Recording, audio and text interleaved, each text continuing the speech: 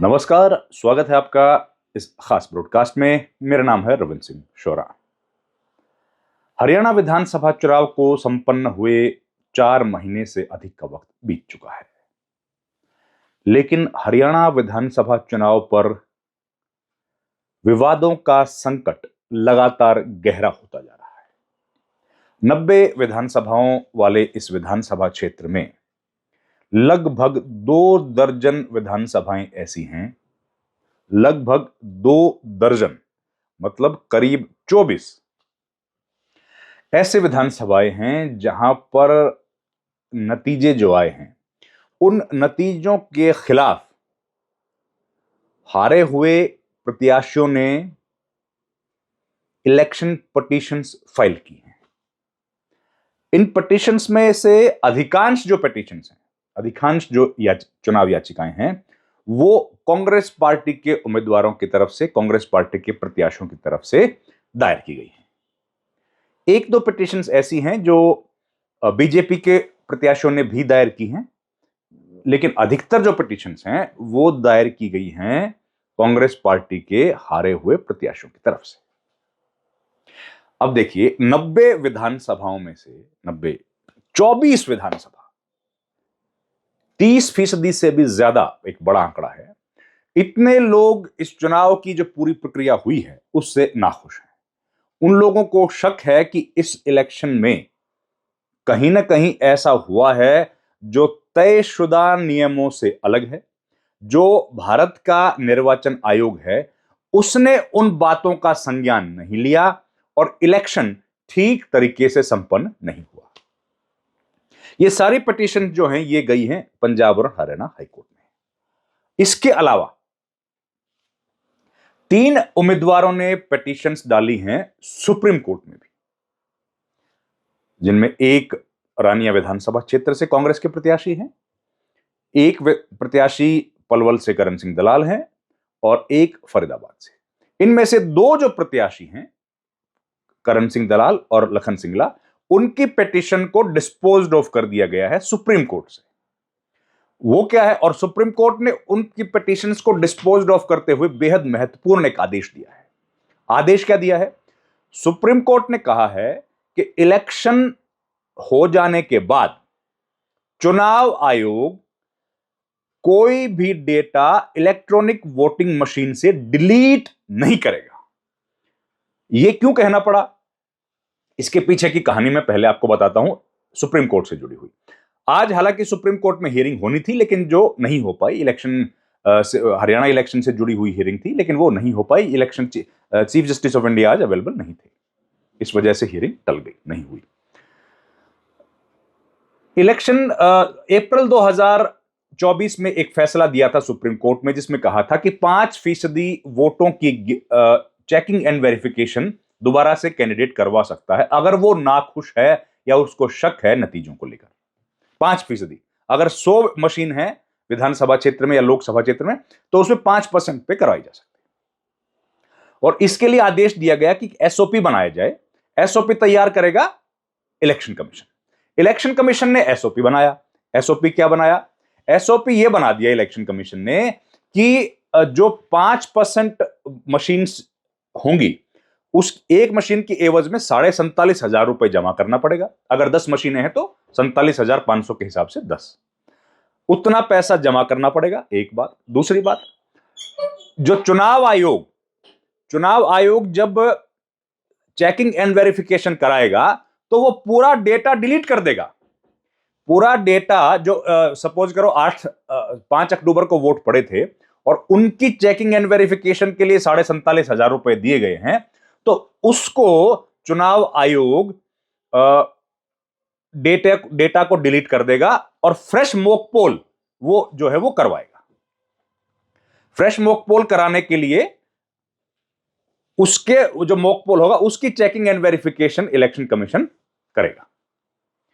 अब ये जो लेटर और स्पिरिट इलेक्शन कमीशन को आदेश सुप्रीम कोर्ट का था उससे अलग है। तो इसको चैलेंज किया सुप्रीम कोर्ट में एडीआर ने, एसोसिएशन फॉर डेमोक्रेटिक रिफॉर्म्स ने, और उसी के साथ इसको चैलेंज किया कांग्रेस पार्टी के रानिया विधानसभा क्षेत्र से प्रत्याशी ने भी। और उन्होंने कहा कि ये वो नहीं है जिसके लिए हम लोगों ने 47,500 रुपए भरे हैं। हम चेकिंग एंड वेरिफिकेशन करना चाहते हैं उस डेटा की जो डेटा ओरिजिनल है, उस ओरिजिनल डेटा के लिए हमने पैसा दिया है। तो वो पिटीशन सुप्रीम कोर्ट में लंबित है और उसके साथ दो और पिटीशन क्लब कर दी गई थी, करण सिंह दलाल की और लखन सिंगला की, जो फरीदाबाद से चुनाव लड़े थे। तो उन दोनों दो पिटीशंस को जब डिस्पोज्ड ऑफ किया तो सुप्रीम कोर्ट ने बेहद महत्वपूर्ण आदेश दिया कि अब वो डेटा डिलीट नहीं किया जाएगा। मतलब यह है कि जो डेटा डिलीट करके मॉकपोल इलेक्शन कमीशन करवाना चाहता था, उस पर अब रोक लग गई है। पूरे देश में डेटा डिलीट नहीं होगा। यह बहुत महत्वपूर्ण आदेश है। अब बात करते हैं इलेक्शन पिटीशंस की, जो करीब दो दर्जन election petition supreme court, high court में, पंजाब और हरियाणा हाई कोर्ट में इस वक्त लंबित हैं। उसमें एक पिटीशन की अगर मैं बात करूं, वैसे तो सारी है, डिटेल्स में बताने का उतना ज्यादा समय नहीं है। अगर मैं एक पिटीशन की बात करूं, जो उचाना विधानसभा क्षेत्र से कांग्रेस पार्टी के प्रत्याशी जो 32 वोट से चुनाव हार गए, केवल 32 वोट से, ब्रजेंद्र सिंह, पहले लोकसभा के सदस्य रहे हैं, आईएएस अधिकारी रहे हैं, वो जो चुनाव हार गए, उन्होंने जो इलेक्शन पिटीशन फाइल की है, इलेक्शन पिटीशन फाइल करने का वक्त होता है 45 दिन, नतीजे आने से लेके 45 दिन तक का वक्त है जब आप चुनाव के इलेक्शन पिटीशंस फाइल कर सकते हैं। तो ये तमाम इलेक्शन पिटीशंस 45 दिनों के भीतर की हैं। किसी इलेक्शन पिटीशन पर 2 बार सुनवाई हो गई, किसी पर 1 बार हो गई। ये जो मैं बता रहा हूं ब्रजेंद्र सिंह की इलेक्शन पिटीशन, इस पर 2 दफा सुनवाई हो चुकी है। 11 मार्च को सुनवाई इसके ऊपर तीसरी बार होनी है। तो उस इलेक्शन में, उस याचिका में पूछा गया है, कहा गया है कि 32 वोट से ब्रजेंद्र सिंह चुनाव हार गए थे। तो चुनाव आयोग का नियम है कि अगर इतने कम मार्जिन से, अगर शुरू से मैं कहानी बताता हूं कि जो चुनाव हारे, तो उसमें एक पैकेट जो था, एक एनवेलप जिसमें बैलेट पेपर्स थे, उसको इलेक्शन एजेंट्स ने, इलेक्शन कमीशन ने गिनती नहीं की। क्यों नहीं की? उसकी गिनती इसलिए नहीं की कि उसके ऊपर जो स्कैनर था, जो बारकोड्स थे, उसको मशीन रीड नहीं कर पा रही। मशीन रीड नहीं कर पा रही है, इसलिए उसको इनवैलिड वोट्स में डाल दिया गया। नतीजे आए, गिनती हुई, गिनती में नतीजे आए कि 32 वोट से चुनाव हार गए। उस पैकेट में जिसको गिना नहीं गया, उसमें करीब 150 से 160 170 वोट हैं, बैलेट। तो इस पर नियम यह है कि अगर इस तरह का कोई एनवेलप है जिस पर किसी वजह से वो बार कोड रीड नहीं कर पा रहा, क्योंकि ट्रेवल करते हैं, गाड़ी में रहने से, मौसम की वजह से अगर बार कोड रीड नहीं कर पा रहे हैं, तो उसका एक नियम बनाया गया है कि उसको कैसे खोला जाएगा। और वो खोला उस स्थिति में जाएगा जब हार जीत का मार्जिन उन वोटों से कम है जिन वोटों को इनवैलिड डिक्लेयर किया गया है।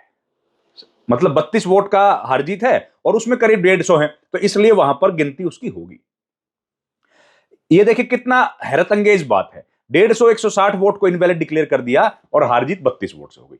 तो उसके खिलाफ इलेक्शन पिटीशन फाइल की है ब्रजेंद्र सिंह ने। और इसके अलावा और जो इलेक्शन पिटीशन फाइल हुई हैं, उनमें किसी में कहा गया है कि धर्म के आधार पर वोट मांगे गए हैं, किसी में कहा गया है कि जाति के आधार पर वोट हुआ है, मांगा गया है, कहीं इलेक्शन की जो मशीनरी है उस पर गड़बड़ी का अंदेशा है, कहीं कहा गया है कि मॉडल कोड ऑफ कॉन्डक्ट का वायलेशन हुआ, पैसे बांटे गए। इस तरह के से अलग अलग ग्राउंड्स पर पिटीशंस दायर की गई और पिटीशंस पर सुनवाई हो रही है। एक पिटीशन जो मैंने बताया थानेसर से, वो बीजेपी के उम्मीदवार ने भी दायर की है। बीजेपी के जो प्रत्याशी थे, सुभाष सुधा पहले मंत्री थे, उन्होंने भी एक पिटीशन फाइल की है और उन्होंने भी चुनाव में गड़बड़ियों का आरोप लगाया है। बाकी जो पिटीशंस हैं वो कांग्रेस पार्टी के प्रत्याशियों की तरफ से हैं। तो कितनी बड़ी मात्रा में है ये देखिए आप। कुल मिला के 90 विधानसभा हैं, 90 में से 24 के करीब पिटीशंस, इलेक्शन पिटीशंस गई हैं। मतलब चुनाव में कितने बड़े स्तर पर कथित धांधली के आरोप लगे हैं। ऐसी स्थिति में यह बात लगातार सवाल उठ रहे हैं कि कैसे मानी जाए कि चुनाव जो हुआ है उसमें कोई गड़बड़ नहीं हुई और बिल्कुल पाक, साफ, निष्पक्ष और पारदर्शी चुनाव हुआ है।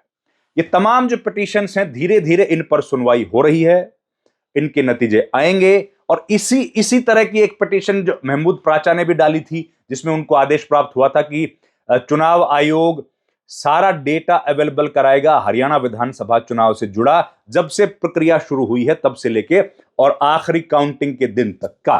और उसके खिलाफ फिर इलेक्शन कमीशन एक नया आदेश लेकर के आ गया था, उन्होंने एक नया एग्जीक्यूटिव ऑर्डर फाइल किया था, जो आपकी जानकारी में पहले से ही है। तो इस तरह से ये पूरा इलेक्शन जो है, वो इलेक्शन अभी भी कानूनी पचड़े में फंसा हुआ है, लोग अभी भी संतुष्ट नहीं हैं। और इलेक्शन पिटीशंस के अलावा रिट पिटीशंस जो सुप्रीम कोर्ट में पेंडिंग है, उनका जब नतीजा आएगा तब हम लोगों को जानकारी लगेगी कि क्या वाकई में इतनी सारी गड़बड़ियां हुई हैं या फिर ये केवल शक और सुबह थी जिसके चलते लोगों ने पिटीशंस फाइल की हैं। इस वीडियो में इतना ही। आपसे गुजारिश है, हमारे चैनल को लाइक, शेयर और सब्सक्राइब जरूर कीजिए। आपका बहुत बहुत धन्यवाद।